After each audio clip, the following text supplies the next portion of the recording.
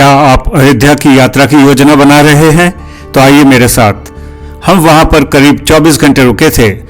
पहले दिन सुबह 6 बजे से दूसरे दिन सुबह 7:30 बजे तक। हमने हमारी यात्रा में क्या देखा, कैसे देखा और कुछ इम्पोर्टेंट टिप्स देने वाला हूं आपको। साथ ही सभी स्थानों का संक्षिप्त विवरण भी। अंत तक बने रहिए मेरे साथ। आगे बढ़ने से पहले आइए अयोध्या नगरी के बारे में कुछ जानें। सरयू नदी के तट पर स्थित अयोध्या एक प्राचीन और पवित्र नगरी है। यह विष्णु के 7वें अवतार भगवान श्री राम की जन्मभूमि है और इसलिए हिंदुओं के लिए पवित्रतम स्थानों में से एक। अयोध्या की स्थापना राजा मनु ने की थी। यह नगर त्रेता युग के भगवान श्री राम की राजधानी था। रामायण में वर्णित यह नगर मोक्षदायिनी नगर है। अयोध्या में भव्य राम मंदिर के निर्माण के पश्चात यह शहर विश्व भर में श्रद्धालुओं के लिए एक आकर्षण का केंद्र बन गया है और आज अयोध्या केवल एक ऐतिहासिक और धार्मिक स्थल ही नहीं बल्कि भारत की सांस्कृतिक विरासत और आस्था का प्रतीक बन चुकी है। हम किस्मत वाले रहे कि हम रामलल्ला के दर्शन 2 बार कर सके, एक दिन में करीब 12 बजे और दूसरे दिन सुबह करीब 6 बजे। मेरा सुझाव भी यही रहेगा आपको कि कम से कम 2 बार दर्शन जरूर करिए। पहले दर्शन हमारे वीआईपी दर्शन थे और हमने वहां से पास कलेक्ट किया और फिर करीब 20 मिनट में हम दर्शन करके वापस आ गए। दूसरी बार दर्शन हमने अगले दिन सुबह किए करीब 6 बजे, जो श्रृंगार आरती का समय था। उसके लिए हमने पहले दिन इस स्थान पर आकर बुकिंग कर दी थी। इसके लिए आवश्यक है कि आप व्यक्तिगत तौर पर अपना आधार कार्ड प्रेजेंट करें और अपना रजिस्ट्रेशन करवाकर पास ले लें। आप ऑनलाइन भी इस व्यवस्था का लाभ उठा सकते हैं। आपके साथ यदि बुजुर्ग हैं या कोई ऐसे व्यक्ति जिनको चलने में असुविधा होती हो तो व्हील चेयर उपलब्ध है। व्हील चेयर मुफ्त है, लेकिन उनको पुल करने के लिए 150 रुपये का चार्ज लगता है। पहले मैं आपको यह बताता हूं कि अगले 5-6 घंटों में हम क्या देखने वाले हैं। श्री हनुमानगढ़ी मंदिर, दशरथ महल, कनक महल,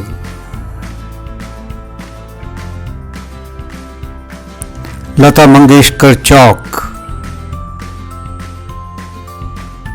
श्री राम की पेड़ी, श्री नागेश्वर नाथ मंदिर,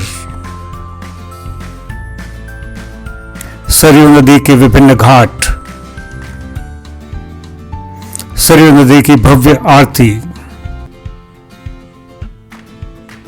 लेजर शो और मेस्मराइजिंग राम पथ। तो हमारी गाड़ी चल पड़ रही है और सबसे पहले हम हनुमान मंदिर जा रहे हैं। मेरे साथ राजेश जी और बंकर सिंह जी हैं और पीछे मेरे और मित्रगण बैठे हैं। तो हमें सीढ़ियों तक जाने की अनुमति नहीं मिली है और हमें यहीं पे ड्रॉप कर रहे हैं। यहाँ से मेरे ख्याल से काफ़ी डिस्टेंस है, काफ़ी तो नहीं है, मेरे ख्याल से करीब 50-60 मीटर होगा। तो देखते हैं। हनुमान मंदिर जाने का, हनुमानगढ़ी जाने का रास्ता ये है। यहाँ पे काफ़ी बैरियर लग रखे हैं और ये बहुत ज़्यादा भीड़ हो तो इस तरीके से उसको रोज़ को मैनेज करने के लिए भी लगे हुए हैं, लेकिन अभी क्योंकि भीड़ नहीं है तो इनका कोई उपयोग नहीं हो रहा है।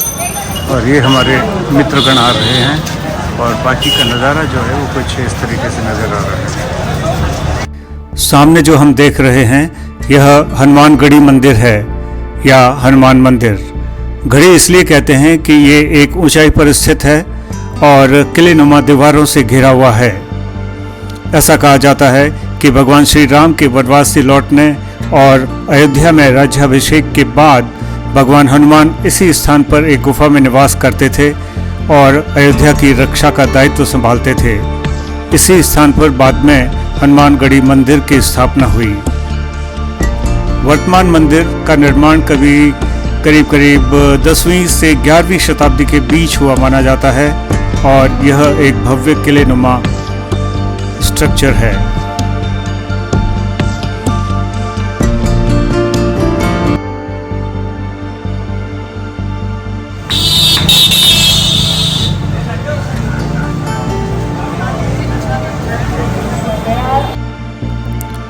मंदिर तक पहुंचने के लिए करीब 76 सीढ़ियां हैं।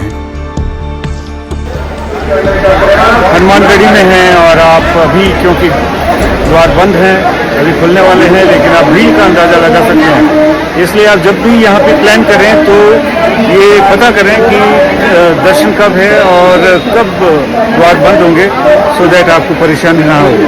Please take care.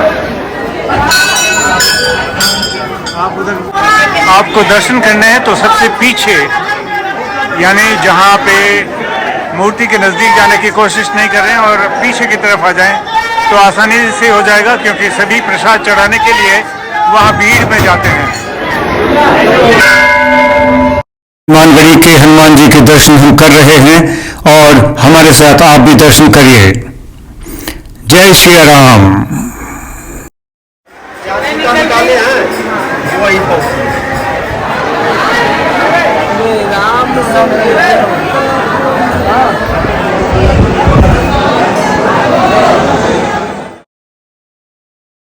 सब सुख रहे तुम्हारी सरना, तुम रक्षक काहू का डरना। ये एंट्री है और आप भीड़ देख सकते हैं, काफी है। कोई ओकेजन तो नहीं है बट फिर भी भीड़ है। ये एग्जिट है, एग्जिट भी काफी भीड़ है, लेकिन ठीक है, इट्स ओके। मंदिर की भव्यता।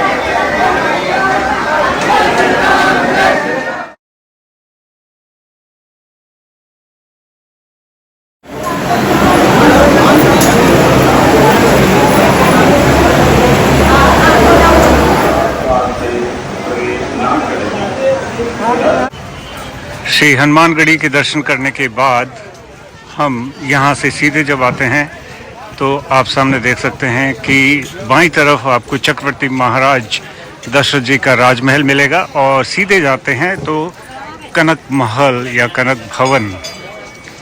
आइए चलते हैं। ये सामने जो नज़र आ रहा है दशरथ महल है। कुछ रेनोवेशन चल रहा है, बट रेनोवेशन शायद यहीं है या अंदर है, मुझे नहीं पता था। अभी चलते हैं तो देखते हैं। बंदरों की भरमार है, लोगों की भरमार है, चारों तरफ नीचे श्रद्धालु बैठे हैं। थक जाते हैं पूरे दिन, काफ़ी ह्यूमिडिटी है। ओह, अभी तो द्वार बंद है। यदि आप आफ्टरनून में आते हैं तो ये 4 बजे खुलेंगे। हम अंदर तो नहीं जा सके, लेकिन जैसा कि नाम से पता चलता है कि ये महाराज दशरथ भगवान राम के जो पिता थे उनका राजमहल हुआ करता था। और अब ये एक मंदिर है जहाँ पर भगवान राम, माता सीता और उनके भाइयों की आकर्षक मूर्तियाँ विराजमान है। यह वही राजमहल था जहाँ भगवान श्री राम, लक्ष्मण, भरत और शत्रुघ्न ने अपना बचपन बिताया। दशरथ भवन नहीं खुला था तो हम इंतज़ार करते करते थक गए और अब हम कनक भवन की तरफ जा रहे हैं। हमने वहाँ पे, ये वो लेन है जिसमें से होते हुए हम कनक भवन की तरफ जा रहे हैं। यहाँ पे भी आप देख सकते हैं कि द्वार बंद है, कोई नोटिस नहीं है कि कब खुलने वाला है। काफ़ी भीड़ है चारों तरफ।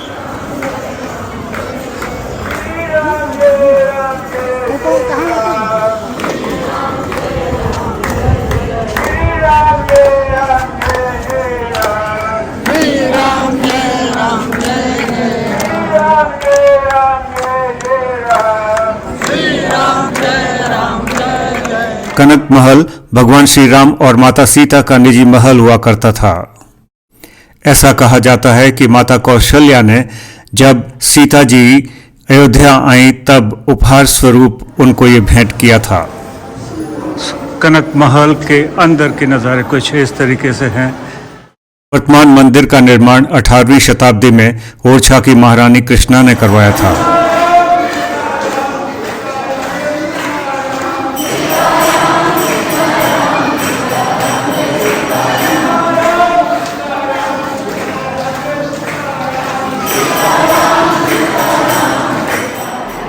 इसे सोने का भवन भी कहा जाता है क्योंकि यहाँ पर विराजमान श्री राम और सीता जी की स्वर्ण जड़ित भव्य मूर्तियाँ अद्भुत आभा बिखेरती हैं।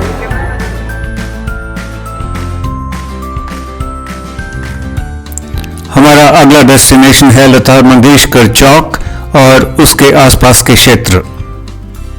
इट्स एक्सट्रीमली ह्यूमिड, बहुत ह्यूमिड है। हमेशा बॉटल पास रखिए आप। I am not publicising Kinley but रखिए, और पानी की कमी अपने शरीर में बिल्कुल नहीं होने दीजिए। डिहाइड्रेशन इज ए प्रॉब्लम, तो I hope you take care of that. और अब हम जा रहे हैं, हम लता मंगेशकर चौक आ गए हैं। बाईं ओर आप एक बड़ी सी वीणा देख सकते हैं।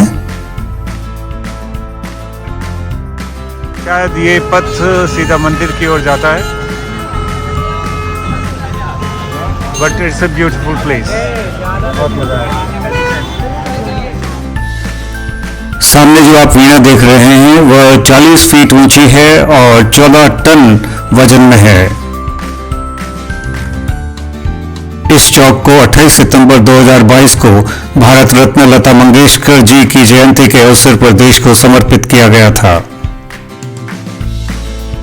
इस भव्य स्मारक को प्रसिद्ध मूर्तिकार राम सुतार ने डिजाइन किया है, जिन्होंने स्टैच्यू ऑफ यूनिटी भी बनाई थी।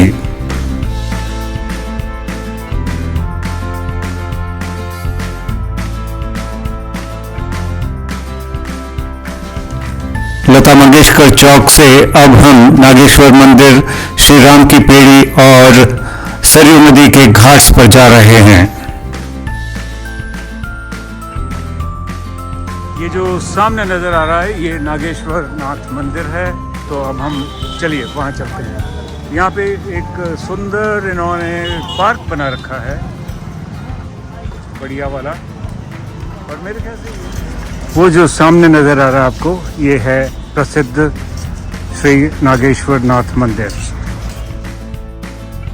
सामने जो आप देख रहे हैं लगती तो नहर है, लेकिन ये राम की पेड़ी है जो कि सरयू नदी से कनेक्टेड है। और ये राम की पेड़ी एक प्राचीन काल से ही धार्मिक महत्वपूर्ण का स्थान रहा है, लेकिन इसका जो मुख्य निर्माण या ये वर्तमान स्वरूप है 1984 में किया गया था। राम की पेड़ी की महत्ता देखते हुए इसे और भी भव्य बनाने के लिए 2020 से लेकर 2023 के बीच में पुनर्विकास के कार्य किए गए थे, और अब यह एक प्रमुख धार्मिक और पर्यटक स्थल बन गया है, जहां लोग पूजा अर्चना और स्नान और धार्मिक अनुष्ठानों के लिए आते हैं।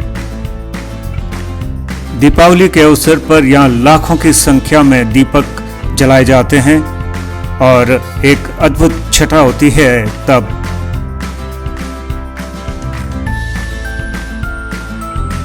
सरयू नदी से पानी यहाँ जो आप सामने देख रहे हैं वहाँ से राम की पेड़ी पर आता है, और जब पानी आता है तो बहुत तेज बहाव होता है और जितने भी श्रद्धालु होते हैं वो यहाँ पर नहाना पसंद करते हैं।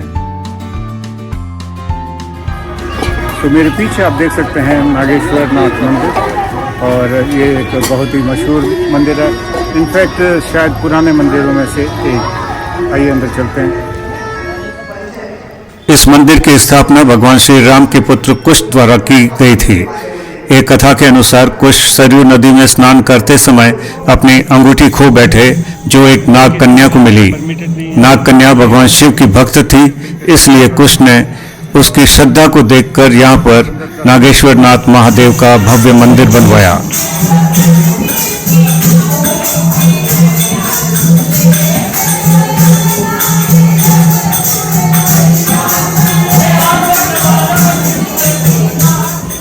ये सही टाइम है यहाँ पे शूट करने का। पश्चिम में सूरज डूब रहा है, तो काफ़ी अच्छी तरह दिख रही है आपको भी आनंद आ रहा होगा।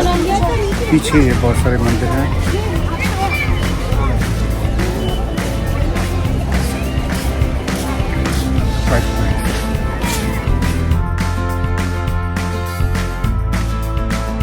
अब हम सरयू नदी के घाट्स पर आ गए हैं, और जैसा कि आप देख सकते हैं कितना सुंदर तरीके से इन्होंने बना रखा है। ये बहुत ही सुरक्षित है। सभी नदियों के घाट इसी तरीके से हों तो बहुत ही अच्छा रहेगा। बहुत सारी नावें भी खड़ी हैं। सरयू नदी के घाट श्री राम घाट भी कहलाते हैं। आगे आगे जैसे हम जा रहे हैं वैसे भीड़ बढ़ रही है। ये प्लेटफॉर्म भी बना रखा है इन्होंने बहुत ही सुंदर, सुरक्षित नावों पर चढ़ने के लिए। ये सुधा चौधरी खड़ी हैं और उनके पास भी एक छोटी गाय बंधी है, उसको देख नहीं रही हैं, शायद गोबर की वजह से। Hello ma'am. Oh ma'am. शाम के 6 बजने वाले हैं और हम अब सरयू आरती देखने के लिए यहाँ पर घाट पे आकर बैठ गए हैं। सरयू की आरती भी वाराणसी की गंगा आरती की तरह भव्य और भक्तिमय होती है, जहाँ श्रद्धालु बड़ी संख्या में एकत्रित होकर मां सरयू की पूजा अर्चना करते हैं।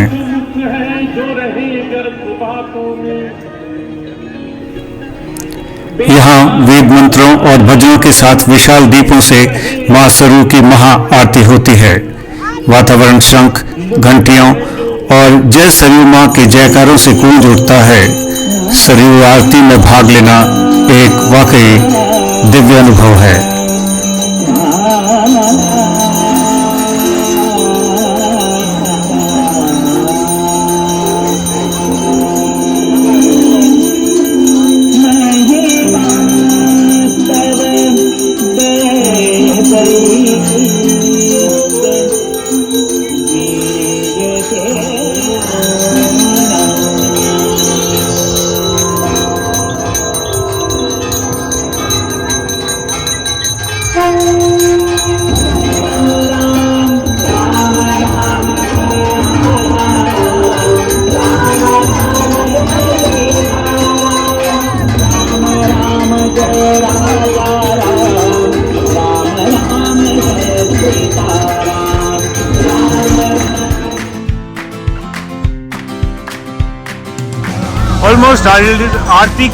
ऑलमोस्ट आरती के पैरेलली यहाँ पर जो कैनाल बनी हुई है, या जिसको हम राम कैनाल कहते हैं, वहाँ पर लेज़र शो होता है और लाइट एंड साउंड का, जिसमें कमेंट्री होती है, यहाँ की हिस्ट्री के बारे में बताया जाता है।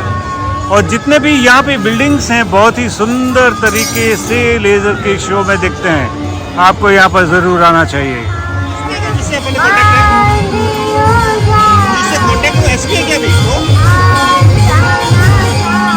सभी व्हीकल्स वगैरह अलाउड हैं। वैसे तो भगवान राम की पवित्र नगरी अयोध्या का कोना कोना भक्ति भाव से भरा हुआ है और अत्यंत सुंदर है, लेकिन यह राम पथ आपको भाव विभोर करता है और इसकी सुंदरता अद्भुत है। मेरा तो मन कर रहा है कि पूरी रात यहीं पर चक्कर काटता रहूं और चारों ओर रामायण के प्रसंगों का जो चित्रण किया गया है उन्हें निहारता रहूं। बहुत सुंदर बनाए हुए हैं, चित्र किए गए हैं। बहुत आगे तक जाता है, लेकिन ये धर्म चौक से लता चौक का मन तो मेरा यही कर रहा है कि मैं आपको पूरा पथ अनकट दिखाऊं, लेकिन समय की सीमा के कारण कुछ एडिटिंग कर रहा हूं। लेकिन दोनों तरफ यदि हम पैदल आए तो शायद बहुत ही सुंदर लगेगा। बहुत ही सुंदर है। वैसे तो रामपथ 13.5 किलोमीटर लंबा है, लेकिन लता मंगेशकर चौक से धर्म चौक तक का रामपथ का हिस्सा 1 किलोमीटर का है। सड़क के दोनों ओर सुंदर सूर्य स्तंभ, फव्वारे और हरियाली है और आकर्षक सजावट की गई है। चौक बना हुआ है और धर्म स्तंभ बना हुआ है और वहाँ सामने लिखा हुआ है लातो धर्मस्ते जय। ये देखिए, वाव, ये तो कुछ ज्यादा ही अच्छा दिख रहा है। ये यहाँ से यदि आप देखेंगे तो अति सुंदर, बहुत टू ब्यूटीफुल। जितने भी स्तंभ हैं ये सब सूर्य स्तंभ हैं, एक्चुअली सूर्य द्वार और उसके पश्चात सूर्य स्तंभ। श्रद्धालुओं की सुविधा के लिए फुटपाथ, स्ट्रीट लाइट, पार्किंग, विश्राम स्थल और पेयजल की व्यवस्था भी की गई है। सूर्य है। अब हम इसी रास्ते पर वापस जा रहे हैं और दूसरी तरफ जो चित्र लगे हुए हैं वो आप देख सकते हैं।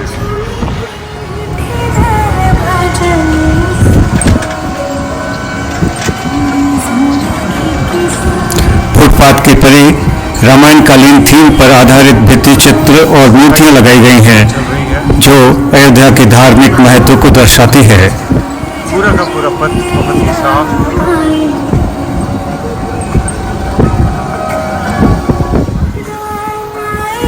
आप अयोध्या आते हैं तो मेरी राय यह रहेगी कि इस पथ को रात्रि में पैदल ही तय करें और इसका भरपूर आनंद उठाएं।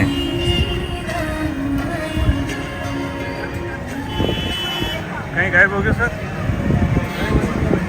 हैं?